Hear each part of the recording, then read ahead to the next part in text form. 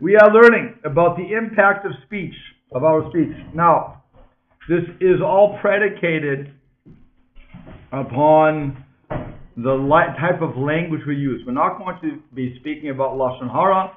We're not going to be speaking about slander. That's a different type of impact of the speech. Here we're looking at how one should speak. That was the language that we use. And in order to really understand where it's starting from, if you go to Parshat Noach, then you'll see one of the lines that caused the rabbis a lot of problems. When Noach with Hashem, is coming into the ark, it says, Min behema Torah, from the animals that are clean, Min behema she'einenu tahara, and from the animals that are not clean. It could have just simply said that the animals that are tameh, and that would have saved 3 words and many letters. We have a rule. We know of a rule in the Torah that God, when He was dictating to Moshe the Torah, did not waste a letter, never mind a word.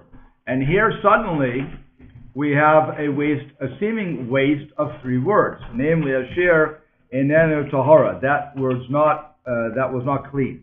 So the rabbis learned from that we have to be very sensitive to our language, to the use of our language. And that's where we start. So the Gemara says, and it cites many examples where the Torah goes out of its way not to express something in a positive manner. For example, what I just said. Now, namely that the Einenu Tahara, that is not clean. So Rav Zechariah Halevi, he went and he said that although the Torah does use the word tameh, unclean, spiritually impure, in a number of places, there's a difference. He argues that there's a difference between a context whose purpose is to have people refrain from tumah and the categorization of animals. To mention tameh, again, spiritually impure, in the context of animals on the ark, Noah's ark, was not instructive, and therefore the Torah didn't use the word tameh. However, when the Torah instructs one to refrain from something like the foods that we're not allowed to eat, or not touching a sheretz, a creepy crawly animal, speaking about the spiritual impurities that have to do with the sacrifice or being spiritually pure in order to give sacrifices, that's when it does use the word explicitly. So we have a story of the Vilna Gaon. Then the judge of Vilna wanted to tell the Vilna Gaon something about Chassidim. Now, in order to understand the story, you have to understand that the Vilna Gaon was against the Hasidic movement.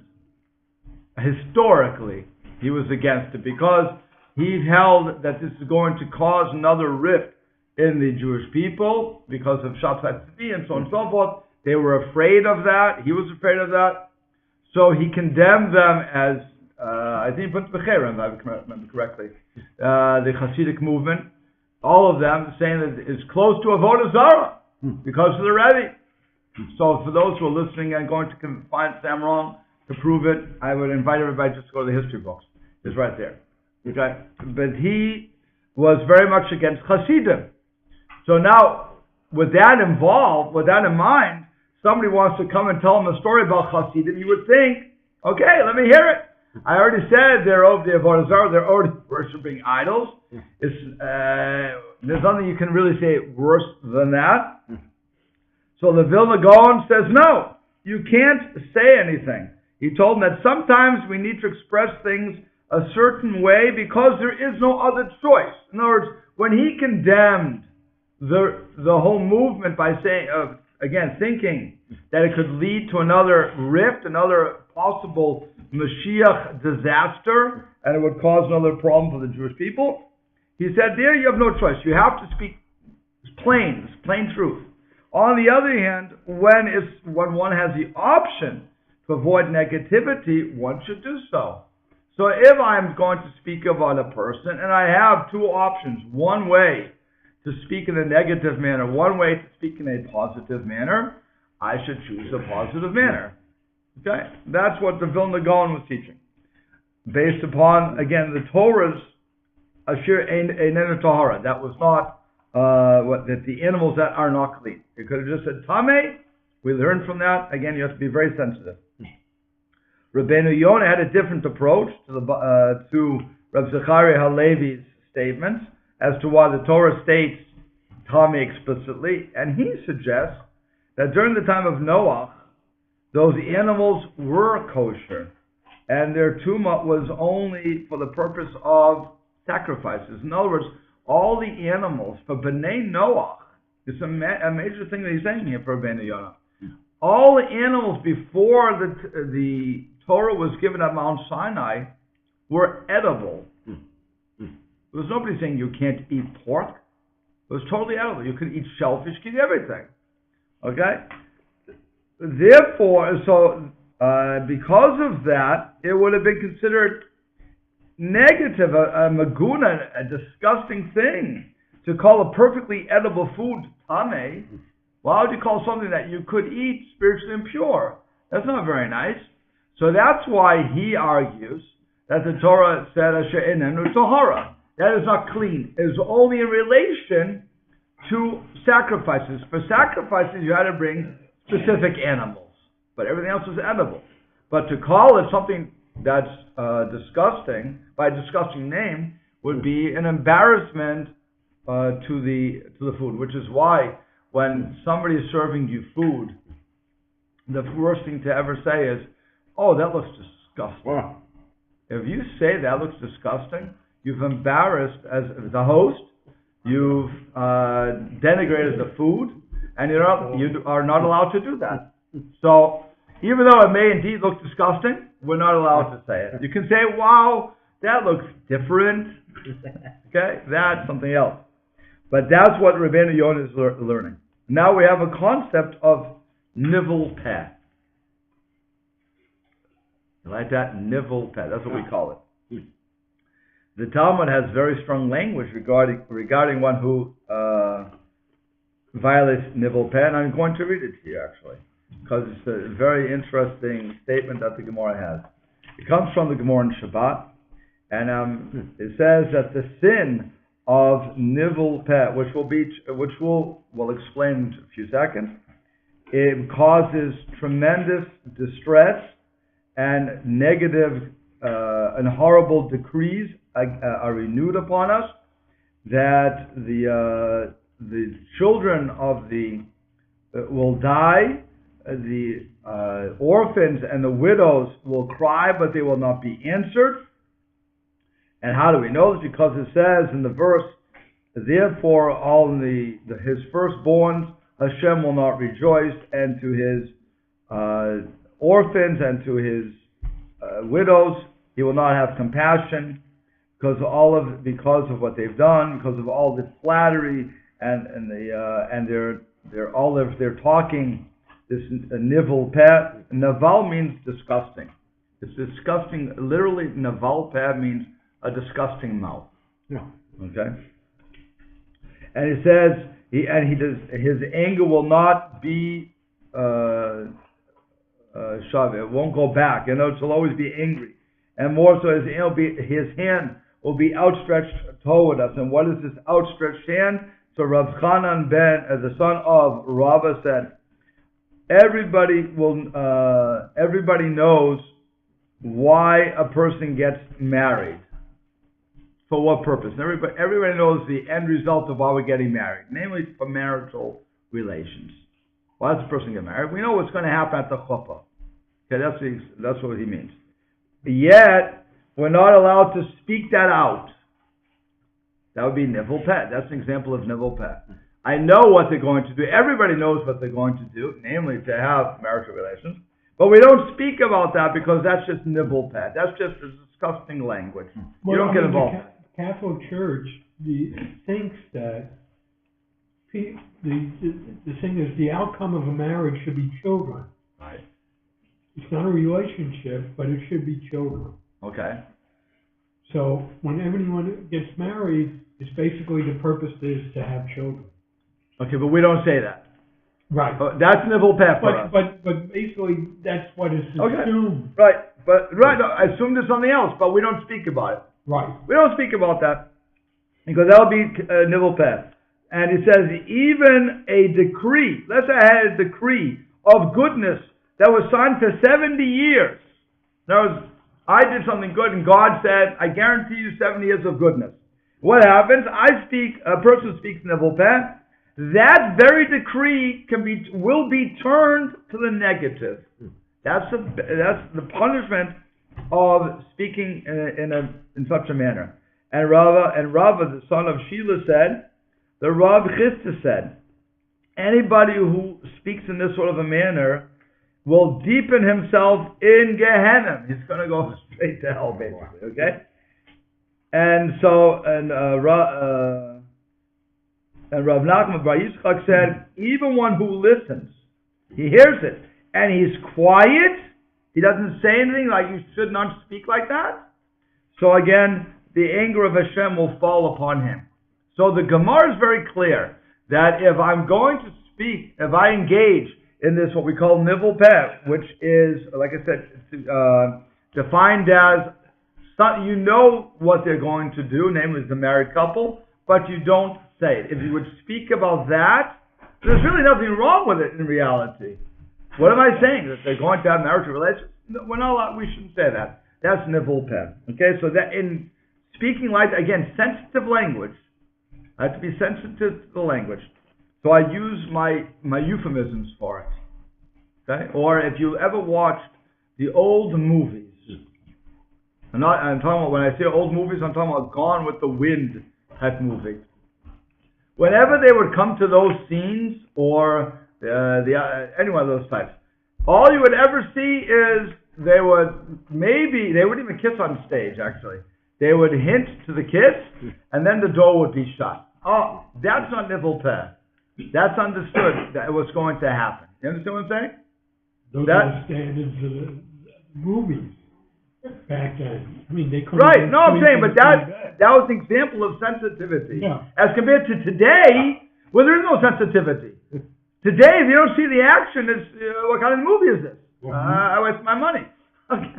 But that's what's going on. And what the Torah is presenting to us when it says, when again, Hashem says, Asher enenu tahara, talking about the animals that are not pure, instead of just saying tameh, is teaching us that we have to be very, very careful with our language. And even the language that you would think is nice, is passable, we have to be sensitive not to use that. That's nivel peh. Okay? I don't have any more sheets, so you'll have to look out, okay? But please join us for the food. Okay. Now the Midrash provides a source for this prohibition, and the source is V'lo yireh lecha ervat davar, which means it should not be seen upon you any nakedness of the matter. And this means that nivel peh is discussions normally linked to sexuality. The Yerushalmi, the Jerusalem Talmud, also mentions this interpretation of ervat davar, but does not apply it to nivel peh, but rather reciting Kriyat Shema while one is not dressed. So here, I always like to give these things because Bill always wants to know how to apply this in practical life. So the Gemara in the Talmud the Talmud Yerushalmi says that if one is not dressed, one is not allowed to say Shema. Now let's understand what dressed means for the rabbis.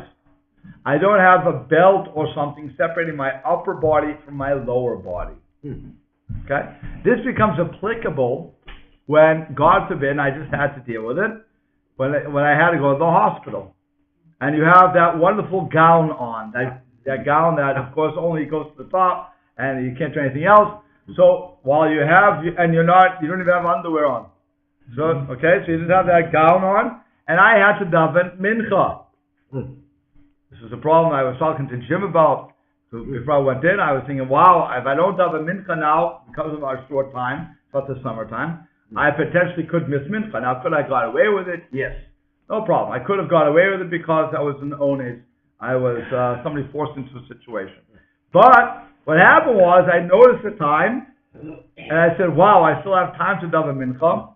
But here I am, halachically not. If you would have come into the room, you could have walked in. So I wasn't naked. Halachically, I was naked. I didn't have a separation. So I said, what am I going to do? So I asked the nurse, do you have a rope? Not the thing to ask in the hospital, by the way. Yeah. You don't ask in the hospital. And they're like, what? I said, I just need something to tie around my waist. And I never heard that before. No, I don't think we have that. They're afraid they're going to choke themselves again. So I said, you know what, forget it. I picked up the blanket. Talk about being, what do you call it? I picked up the blanket, I tied it around myself like a sash, and I done a mincha. Okay? But that's what the Gemara is talking about. Practical halacha. Were you able to stand? Yeah, of course. No, of course. I wasn't an operator on yet. Okay, but what about if you have to smell in your bed?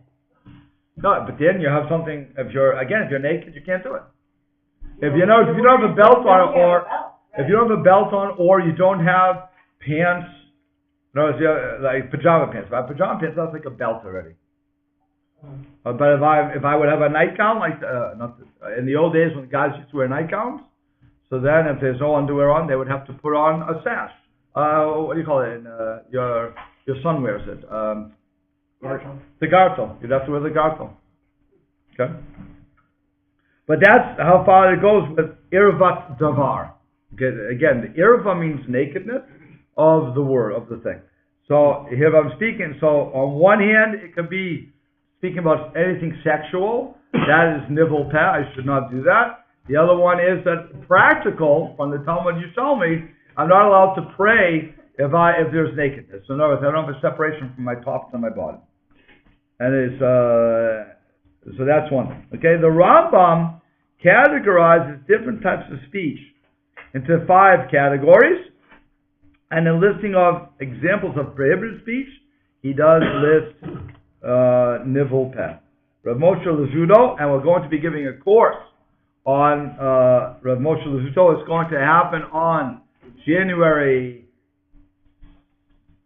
7th, I think it is. That's a Tuesday. We're going to start a new book, Derech Hashem. It's a great book. Hopefully everybody will come and enjoy us. Join us at 7 to 8 p.m. every Tuesday night, starting January, whatever that is. I think January 5th or 6th, whatever it is. And anyway, he said that all 5 senses must be free of any association with zanut, which would be, again, forbidden sexual relations, or a rayot, same thing, and therefore nivel peh is prohibited. So again, he's connecting with zanut, which would be like a prostitution sort of thing, a rayot, which is forbidden relations, and he's saying he's connecting those things with how we speak. In other words, think about that. I'm just speaking about normal things that a husband and wife would do. No, you're not allowed to. You're not allowed to get involved in that. By the way, that would throw out Sex in the City, for those who remember that show, or any one of these shows that we have on TV, actually. All the comedies, most of the comedies are based upon sexual innuendos. That's forbidden. Okay? Let's get practical here. Sexual innuendos are forbidden. You're not allowed to do that. That's nivel peh. That causes destruction. That's what we're trying to sensitize ourselves to. Sounds crazy. You know, today it's the height of popularity to do that sort of thing. And halacha is saying you're a disgusting human being to do that. That doesn't belong in the marketplace. It doesn't belong anywhere. You should knock that out of your mind. That's what the Torah is sensitizing us to. That's why I love this class, because it goes beyond what we normally would think. Like I said, the guy at the party who's giving these innuendos, he's a tough guy in the party. And for us, you look at it and say, what a disgusting human being you are. How could you speak like that? It's disgusting. Okay? It's not even the 4-letter words. You know, everybody talks about the bombs that drop. The F-bomb, the N-bomb, all these bombs. We're not looking at that. We're saying that's just absolutely forbidden. But we're talking about sexual innuendo. But they base all of it. Entertainment, the audience goes up if the more sex they have. Correct. In the show. And that's what I'm saying. It doesn't have to be based on sex. It's like I was watching one of the 2.5 Men the other night. Okay. And when it started off with Charlie Sheen in it, it was funny. Right. But and there was sex in it. But now the 2 main characters have gotten married. Right. So they could adopt the child. Right. for God. And I'm going, but what value is this show? I mean, really. Right, 100%. And that's what I'm saying. What we consider great today in society is, from the Jewish point of view, disgusting. Okay. Now, it says, furthermore, we often have the term nivul peh associated with using words which are considered the curse of the swear word. So, that's also true. What's the source of that? He says these words are definitely no better than calling someone tameh instead of ein and tahor. That's one. In the Masechta of Derech Eretz Rabbah, it states that, and this you'll love, you'll like the imagery. One who is a good person but uses inappropriate language is comparable to having a nice palace that has an open sewage pipe running through it. Okay, it's a great imagery. Okay, so when you think that you're the last of the party, just realize when you open your mouth, sewerage is coming out. The Rambam writes that Hebrew language is called Lashon Kodesh, the holy tongue. Why does he call it that? There's a famous thing from his book, the Mor Nevuchim, The God is Perplexed. He said, because there are no formal terms in Hebrew for the acts of sexuality or excrement. Okay? Rather, terms that are used are respectful ways of describing these acts. For instance, what is sexual intercourse called? Bia, which just means it connotes entrance. You don't know what's going on. We all know what bia means. We know what the connotation is, but it's not straight. There's no word for it, no specific word for like we have in English, the intercourse. Okay, and soa connotes exit. But soa is also what we call feces. So that we know that when we look at the word soa, which comes from the shoresh yatsa, go out. Okay. So that's where it's coming from. So there, that's referring to something that goes out from your body, which is feces. Fine, the excrement. But we don't have a word for that. That's the Rambam's whole reason for why it's called Lashon HaKodesh, because we don't have specific terms for these things. There's nothing wrong with these things. Let's understand something.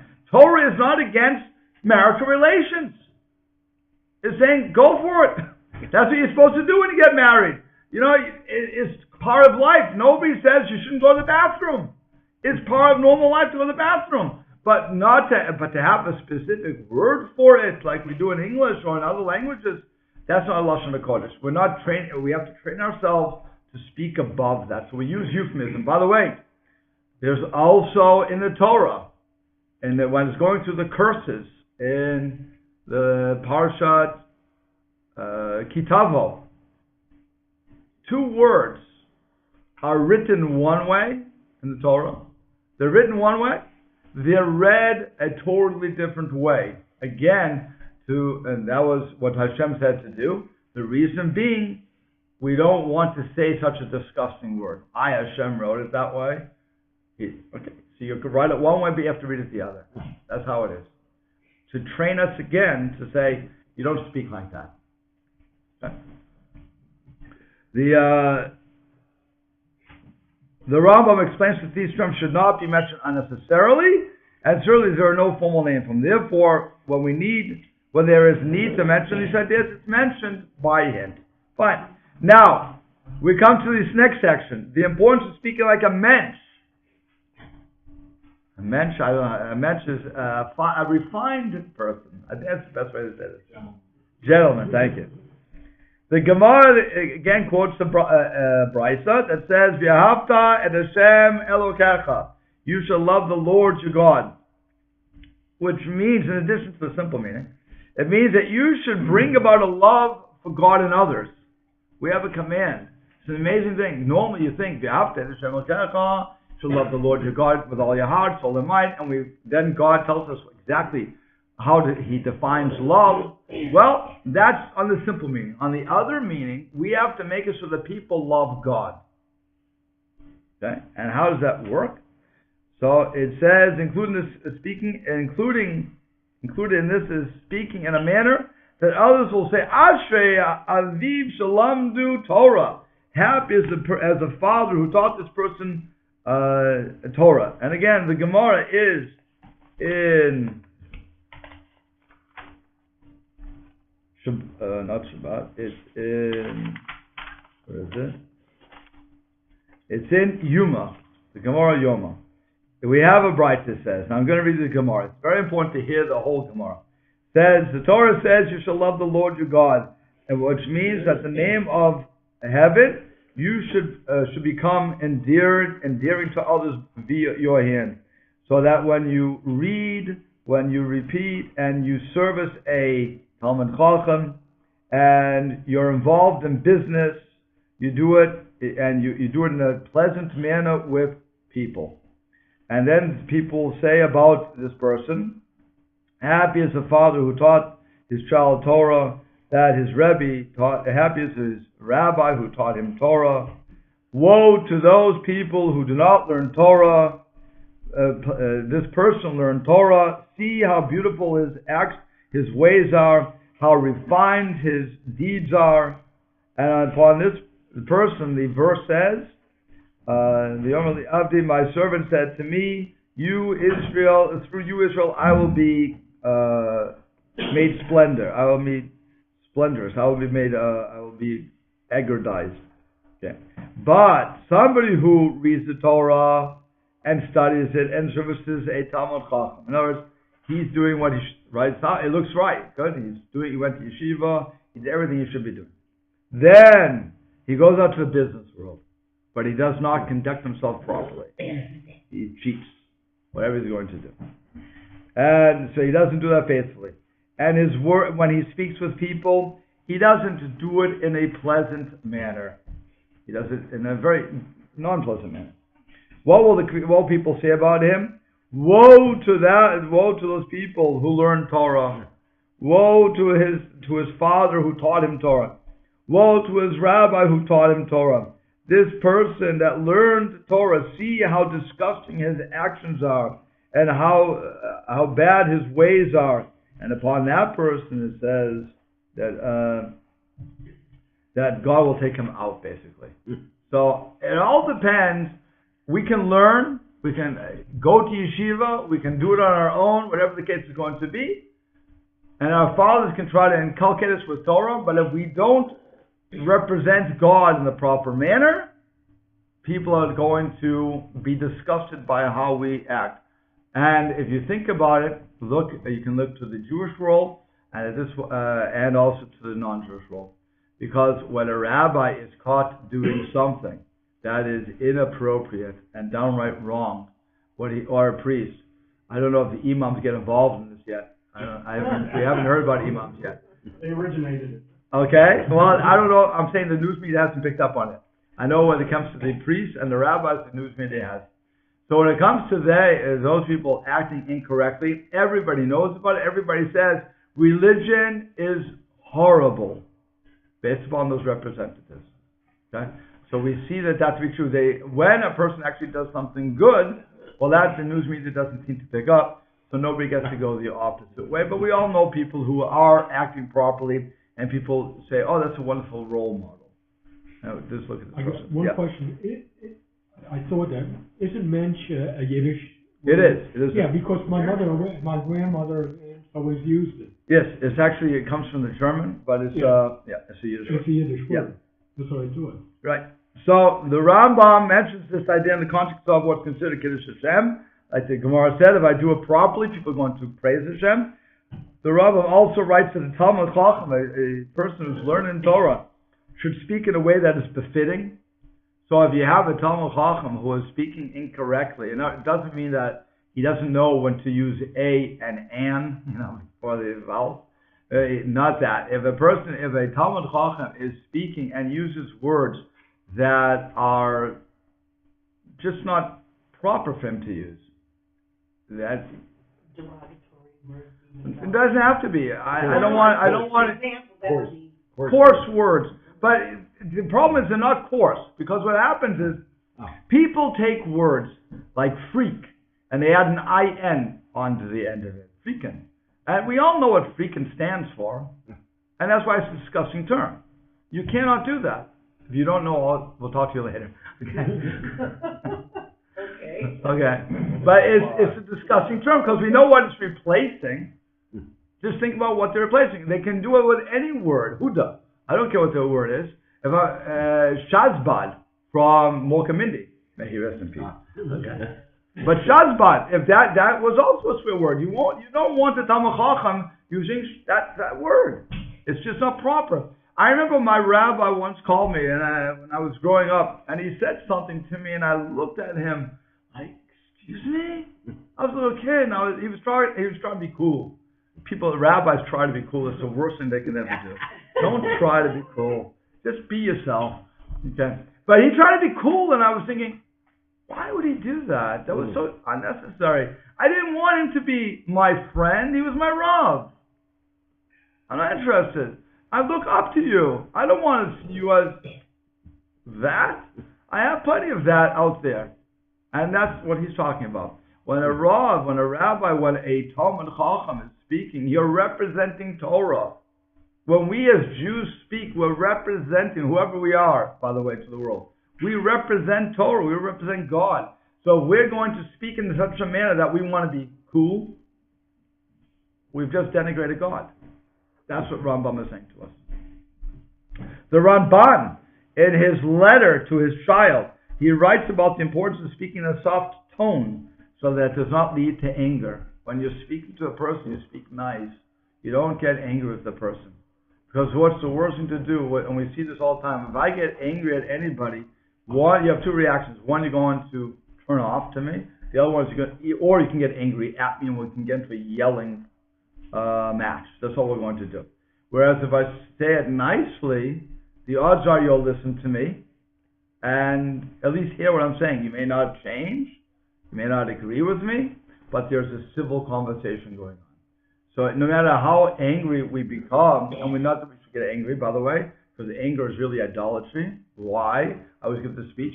Because anger only means that I think I'm in control of this situation, and I'm not.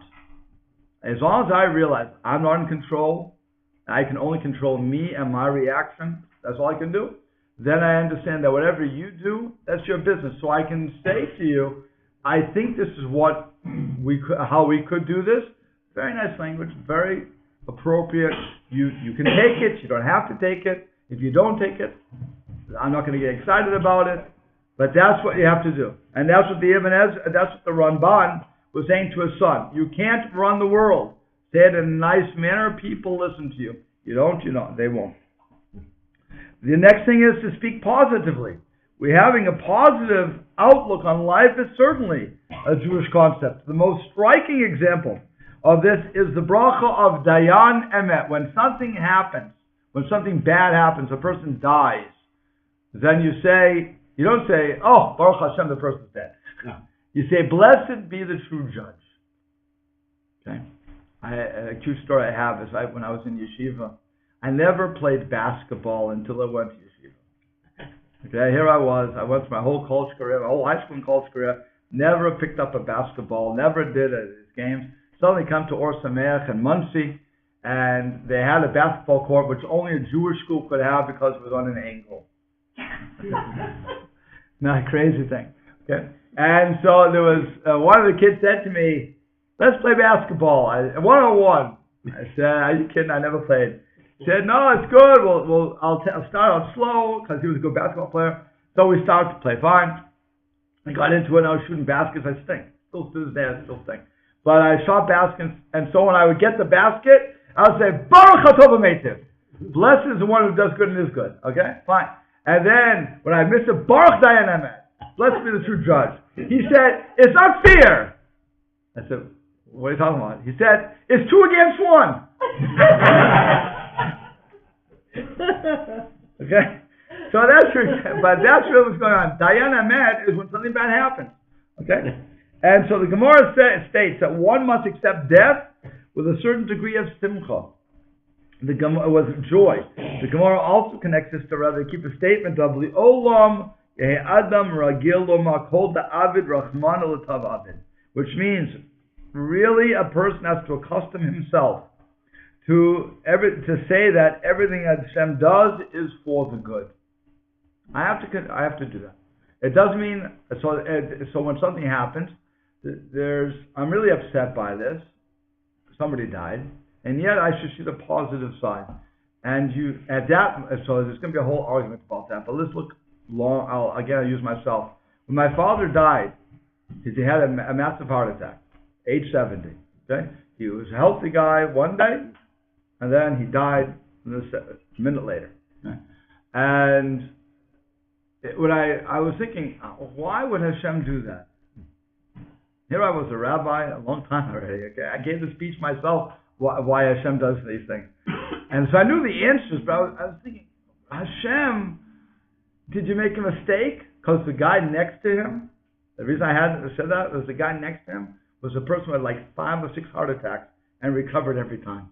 I was even sure, and I was thinking maybe you made a mistake, God. You should have taken this guy, not this guy. But then years later, I saw what the reality was.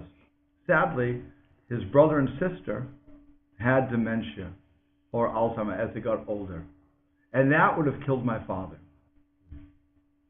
And so Hashem said, my take on it, only my take.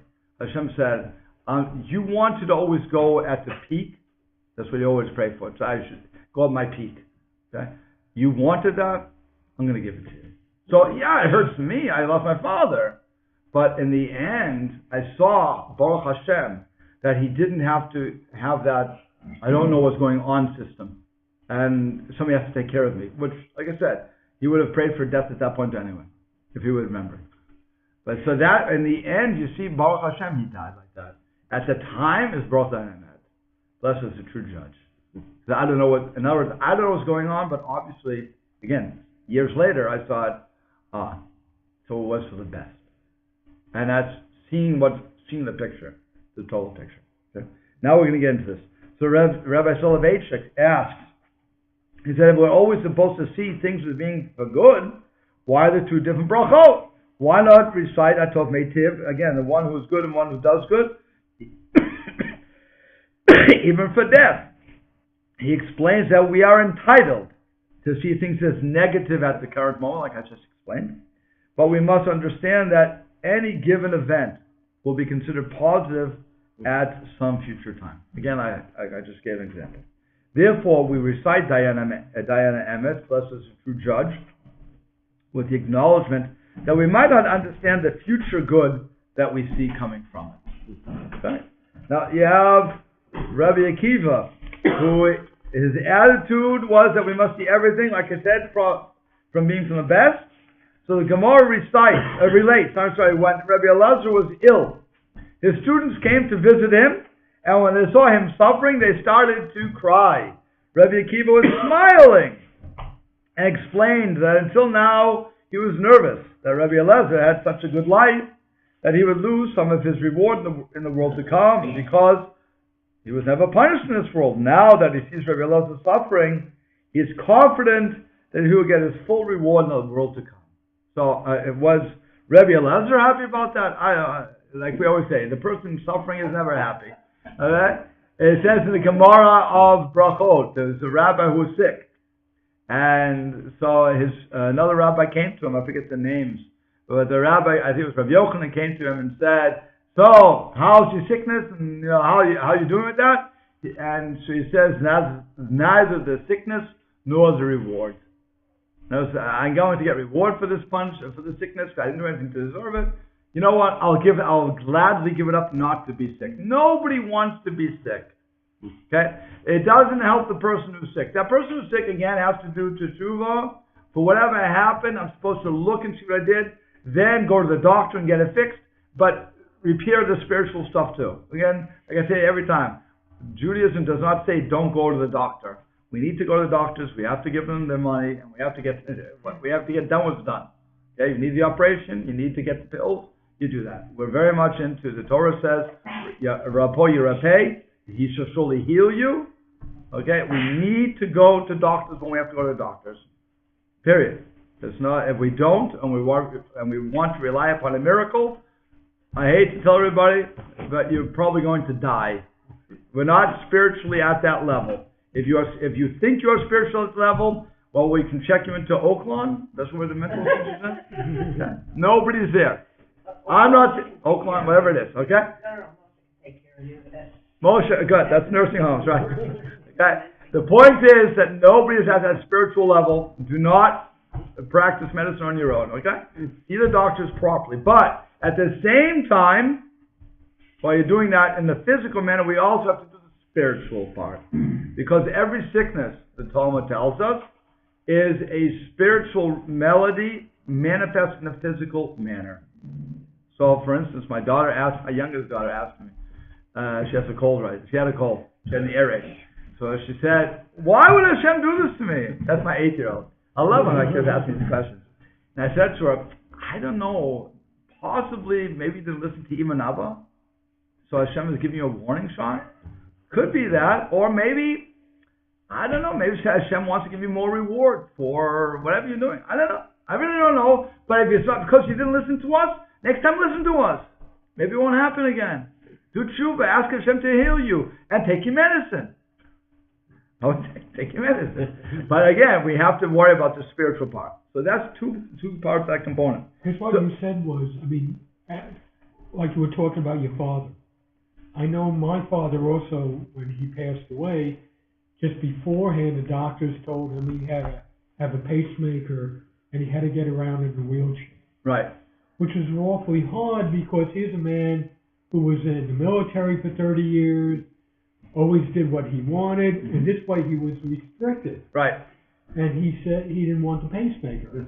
And he passed away from congestive heart failure. Right. But he said, I'd rather live what I lived and not live the way they want me to live now. Okay.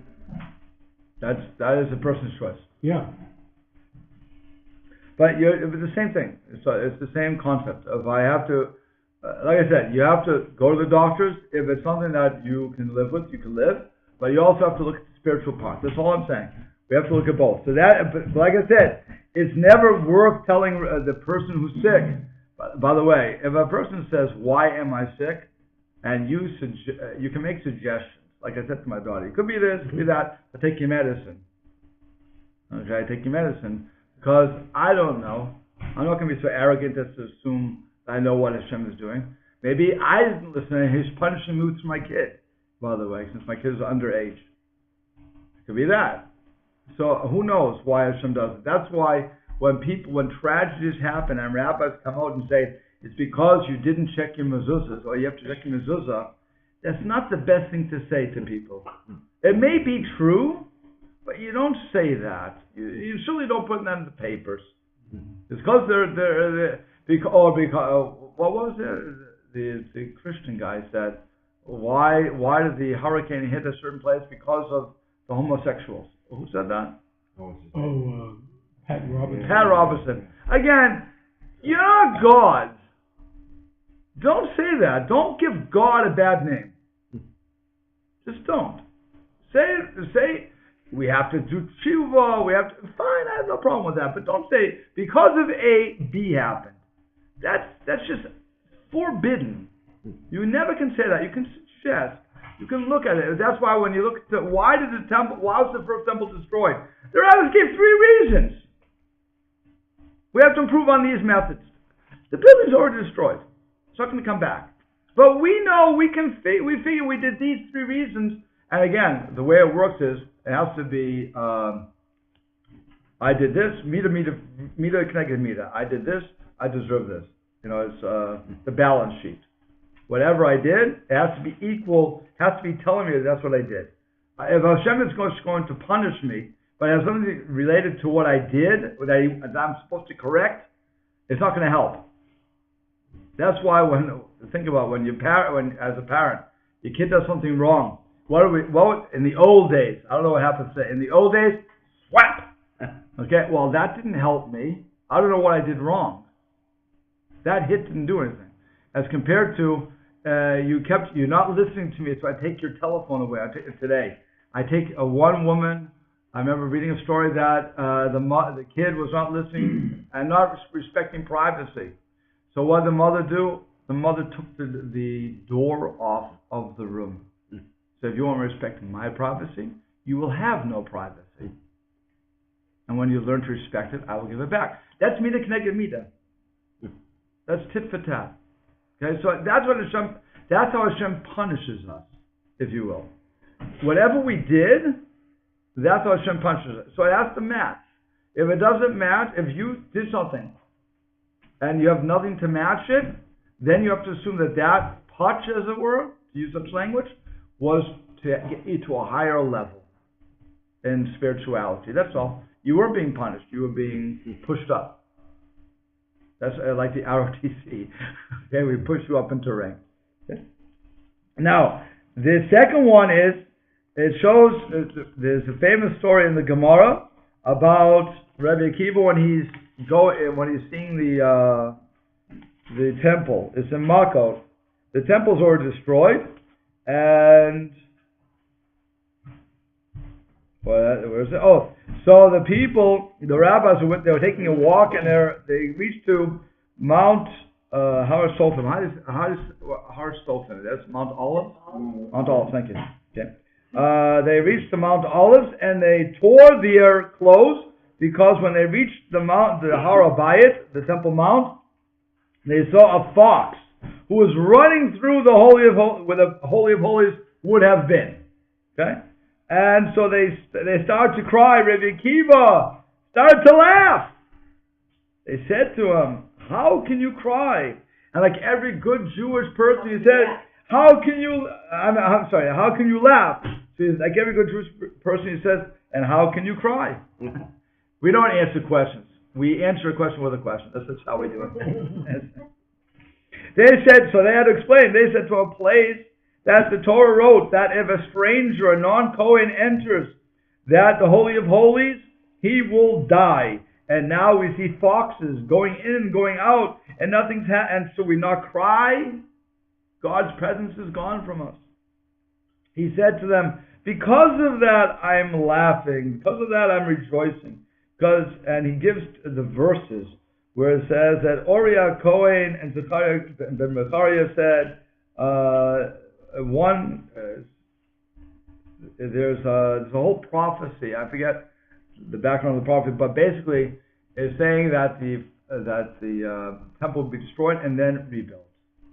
So he said, until I saw the first prophecy, I didn't know the second prophecy was going to be filled. But once I saw the first one was destroyed and the Shu'alim, the foxes are running through, now I know the temple will be rebuilt and we will be returned to Eretz Yisrael, and we won't have these Romans ruling us, so why shouldn't I rejoice? So he always saw the positive lining of what's going on. He saw the good news and not only the negative. So that's what he was, so it all depends on the spin you want to take. Okay? And now finally we all come to an interesting thing. The first person to ever say, Baruch Hashem, who was it? Yitro, Moshe's father-in-law, a Midianite priest, a non-Jew. With everything the Jews went through, the one thing we did not say until that point was Baruch Hashem. He's the first one in the Torah recorded to say Baruch Hashem. Think about that. Okay? So when Yitro hears about the great miracles that happened to the Jewish people, he states, Baruch Hashem asher hitzil etchem. Praise to you, praise to Hashem that saved you. The Gemara comments that Yitro's statement makes Moshe Rabbeinu and the Jewish people look bad because they never said Baruch Hashem. So the obvious question, by the way, again, I give Josh full credit for putting this together. He doesn't put my jokes together, but the share in general he puts together. He said the obvious question is, why did the Gemara ignore the song by the sea? When it was the Jews went through the Yam Suf, the Reed Sea, Moshe broke into song as they got out. Moshe is a long song. We say it every single day during Shachris. So if that's the case, they sang a song to God, praising God. Why isn't the Gemara considering that Baruch Hashem? I'm praising God. I'm giving more than just Baruch Hashem. I'm giving God a lot of praise here. So Rabbi Chaim Yaakov Goldvecht, he writes that there's a difference between a song and giving thanks. Speech is the bridge, he explains that speech is the bridge between the physical body and the soul. Just as the animals don't speak, our physical essence doesn't have the ability to speak without introducing some of the spiritual or intellectual essence. When the Jewish people sang the song at the sea, it was a total spiritual experience. Their experience was guided totally by their spiritual experience.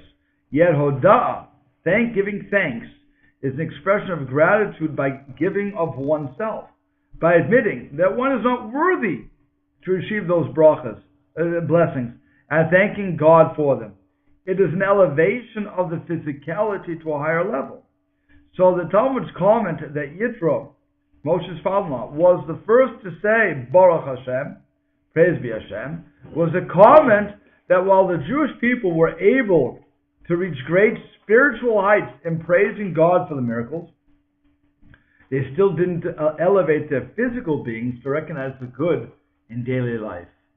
So spiritually we can be at a very great level, and we can sing all day long.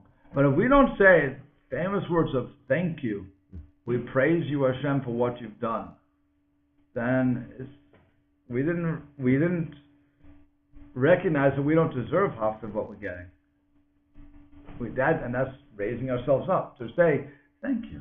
That's why when a person, I always train my kids. My parents trained me this way too.